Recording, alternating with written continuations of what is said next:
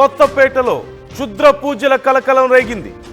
గాంధీ బొమ్మ సెంటర్లో ఒక ఇంట్లో నిమ్మకాయలు, పసుపు, కుంకుమ చల్లి నిందితులు 30 అడుగుల గొయ్యి తవ్వినట్లుగా తెలుస్తోంది. అయితే క్షుద్ర పూజలపై స్థానికులు భయాందోళన వ్యక్తం చేస్తున్నారు. కొత్తపేట పోలీసులకు సమాచారం ఇచ్చారు. గుప్త నిధుల కోసం త్రవ్వకాలు జరిపినట్లుగా పోలీసులు అనుమానం వ్యక్తం చేస్తున్నారు. అమలాపురానికి చెందిన వ్యక్తితో పూజలు చేశారు ఇంటి యజమాని.